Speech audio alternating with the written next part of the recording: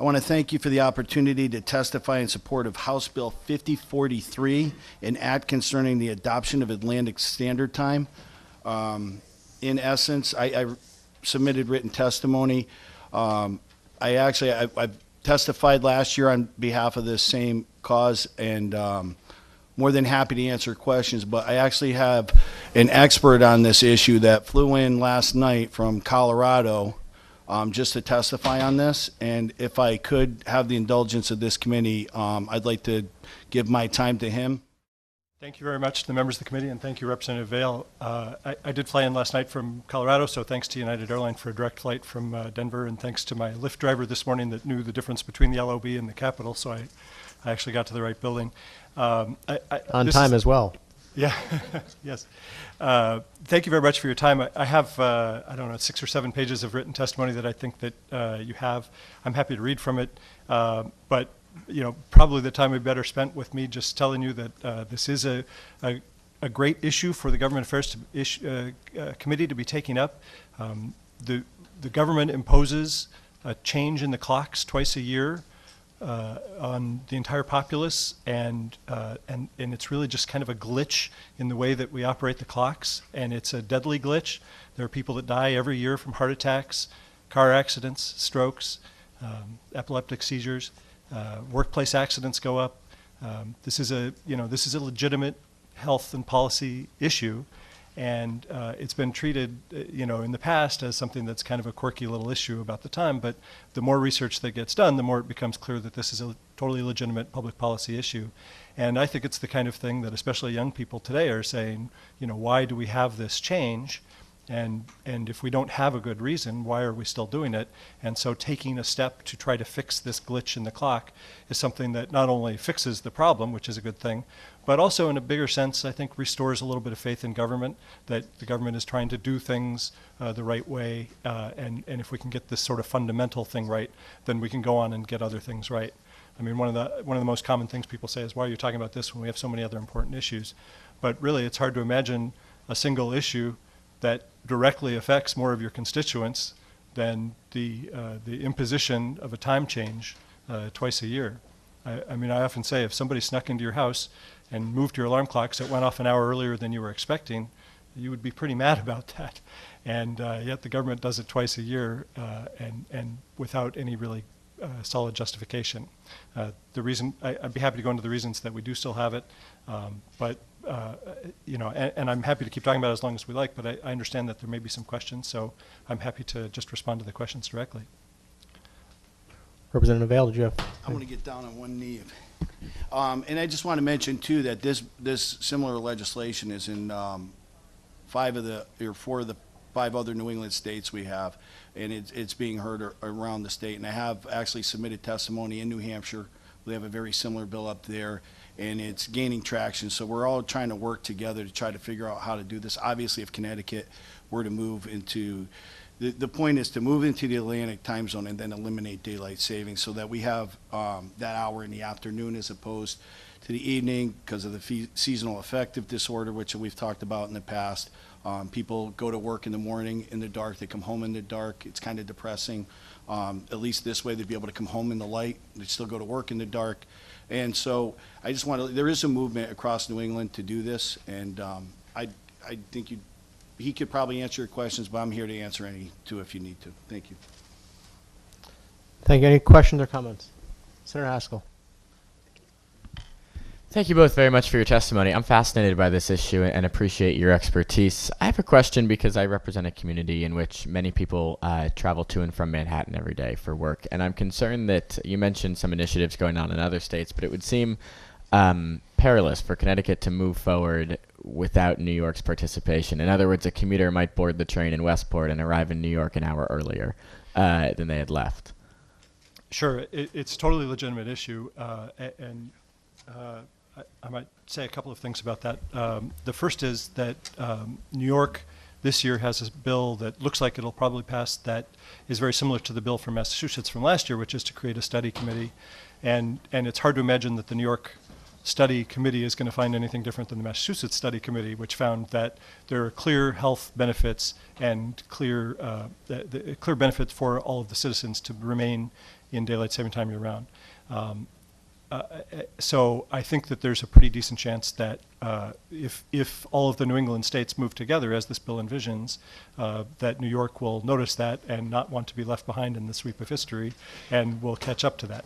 I don't want to speak for Representative Vail. I know that he left New York out specifically, but I think that it might be an appropriate addition to this bill if Representative Vail is willing to do that, to say that this bill would be contingent on New York also passing the change to permanent daylight saving time. And again, I'm certainly open to that concept. And this bill was drafted, they did a study group in Massachusetts, and they recommended doing just what this bill does. They also recommended, because there's concerns about the early, kids getting on the bus early in the morning, it's going to be dark out, and they addressed that issue well, saying that maybe we start school a little too early anyways, but that's another issue altogether. But that was part of their recommendation. So this bill is drafted specifically based on the committee in Massachusetts finding that they passed a law that they didn't then pursue it. I think they're pursuing it now in legislation like this, but this was designed after that study. And if I might add just one more thing, just kind of politically, it's true that Connecticut is very closely tied to both Massachusetts and New York. Arizona is a much bigger state, and so it seems like it's further apart, but Arizona's economy is tied very directly to California's economy. And there was a state legislator in Arizona who proposed, Arizona of course is the only state in the continental United States that stays on standard time year-round, and there was a representative that proposed a bill that said, you know what, we should switch with California so that we avoid that confusion that comes twice a year. And he was so flooded with constituent response saying, no, we don't care about the confusion. We like not having to change the clocks twice a year. That's what we like. That this legislator actually went out and held a press conference killing his own bill, which may be the first time in history a legislator was proud about killing his own bill in public. So yes, if on the off chance this happens in Connecticut without New York, yes, there would be confusion. And yes, I think the constituents of Connecticut would still be happy with the not having the time change imposed on them twice a year. Well, thank you very much for your answers. I learned a lot, so I appreciate you being here. Sure, yeah. Further questions or comments? Representative France. Thank you, Mr. Chairman. One, I guess, I read in your testimony you talk about the history of how it started. Of course, the lore is that it was done for farmers. They wanted the extra hour in the evening. Right. But how did we get here? And if you look across the world, in fact, most of the world does this. And it's different across the world, actually, in how they do it. So I guess could you talk to that particular briefly on how we got here and why we think the way we do? The particular thing, and if there are any school children in attendance, I hesitate to talk about this too much for fear of making cynics of them before their time, but we have a New Englander to blame for the reason that we all think it's because of the farmers. And the New Englander is Lincoln Filene, up in Boston, who was running a large department store, and he thought that people would be more willing to shop after work if there was more daylight at the end of the day. But he knew if he came to the legislature and said, I think we need more daylight for people to shop in my stores, that wouldn't go very far. So he hired literally a PR firm that came up with the idea that we should say it's for the farmers because everybody loves the farmers. The farmers have always hated the change for daylight saving time. They hated it back then for reasons that are much different than they hate now. I testified in Nebraska, big milk production state, and the dairy farmers hate the change because the milking machines are set on a clock now, and so for a couple of weeks each year, the cows are all messed up because the milking is goofed up. So that's the reason we continue to blame the farmers, is because of effective PR work from 100 years ago from Boston. In terms of your question about what's going on around the world, yes, it does happen. It really, the real story about why we started was because we were keeping in sync with Germany during World War I. There's a theory that was a purely political move by Germany to distract from the fact that they were doing so badly in the war. And students of history know about the turnip winter in Germany, and this was related to that, a distraction from that. And so yes, Europe does have summertime, but the European Parliament just in recent months took up the issue and is now putting it to member countries of the EU, saying that it is no longer a requirement for the EU for you to switch the clocks twice a year into what they call summertime. And so it's clear that it's on its way out in Europe. Other places, I'm in touch with the guy that's leading a similar effort in Australia. They're trying to get rid of the summertime there. There it makes no sense because of their seasonal issues. And then, the sweep of history, this is the 5th year I've covered it. The level, the number of bills around the country, the intensity of the bills, the degree to which they're passing through the legislatures is more than ever. And of course, in California, this last election, they passed a constitutional amendment to amend the Constitution to be able to take the first step to being able to get rid of the clock switching in California. Passed with 60% of the, even though it was a muddled mess, people were not sure what they were voting on, it still passed with 60% of the vote. So it's clear that in the sweep of history, clock changing twice a year is on its way out. It's just a question of, who's going to be leading on that and who's going to be lagging on that.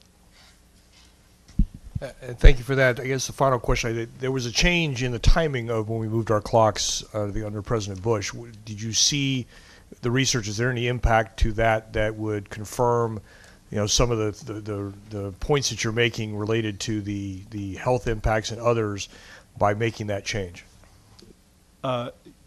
There were some energy impacts that were positive, and switching into, for Connecticut, what would be year-round Atlantic Standard Time, what we would think of as year-round daylight saving time, would have some additional energy savings, but just for a couple of weeks, sort of around the edges of when we switch in and out. But as far as the health effects go, no. I mean, it's the changing of the clock that is the most dangerous thing. That's the thing that causes the workplace accidents and the traffic accidents, the heart attacks, the strokes, the seizures, and so there's just no way to basically give a jolt of jet lag to an entire populace at any time of the year and not have negative health effects from that.